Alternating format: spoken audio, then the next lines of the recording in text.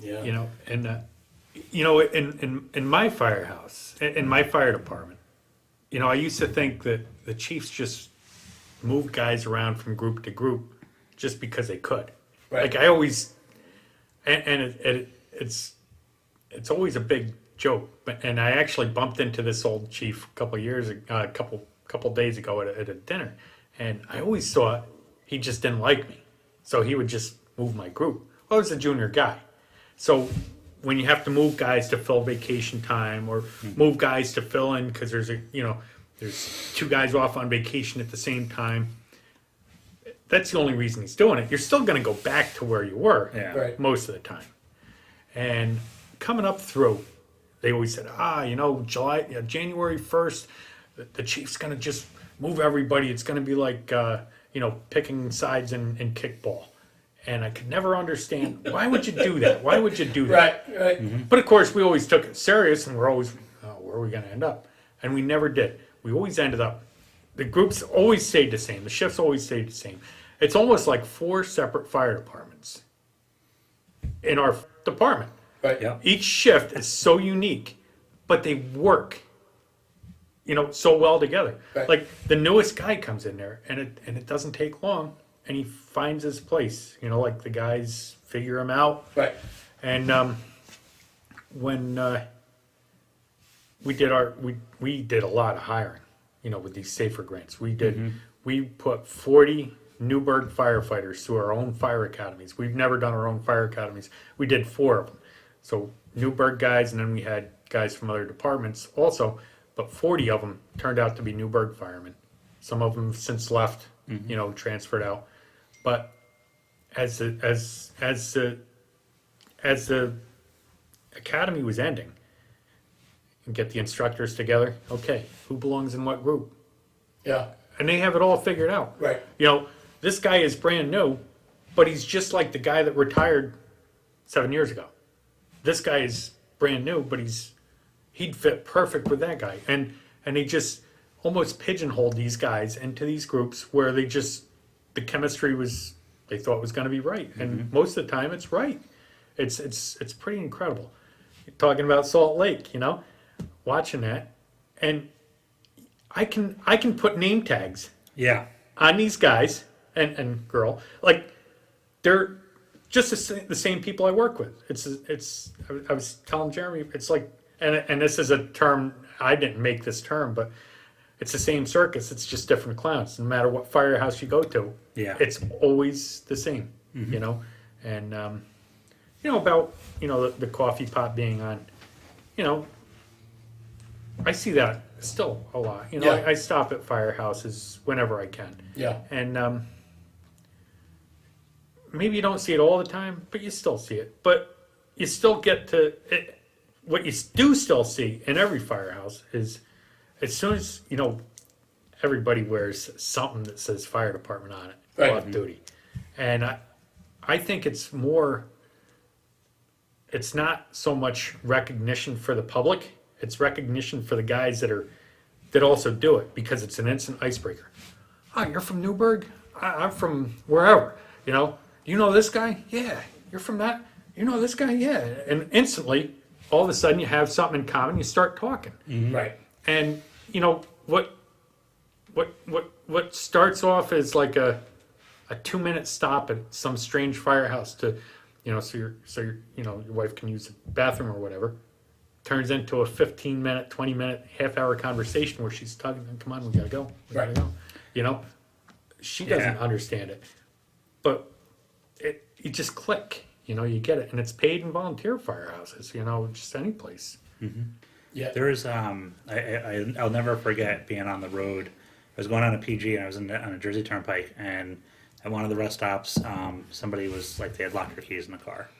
And I used to run a lockout business years ago, so I still have all my lockout tools in the car. And I looked in the window and they had a union sticker. So, hey, you guys locked out of your car? Oh yeah, we're going to call one of the service people over here. They said it was going to be some mice. Call them back. It's all right. I got a lockout kit. I'll get you in the car.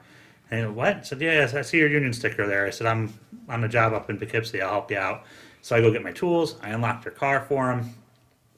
And I'm like, I was like, where are you guys, firefighters? Are you retired? And it was an older guy. He's like, oh, it's my son's actually a firefighter, and he just gave me the sticker and said, hey, put this on your car in case you ever get in trouble. I said, well, I guess it worked out today. Yep. And he tried to give me mine. I said, no, it's all right. Like, this is what we do. We take care of each other. And it's just one of those, like you said, it's that recognition of seeing that and being like, all right, I'm gonna help that person out. And then and I still keep this voicemail on my phone.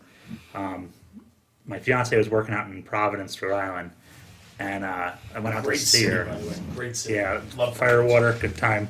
But on the way home, I stopped and get something to eat, and this lady comes up to me and she's like, do you know where this is? And I said, no, I'm not from around here. And she was pissed, and she kind of like, it was exacerbated and walked away. And I said, well, hold on. I said, I got a phone. I can Google anything. Like, what are you looking for?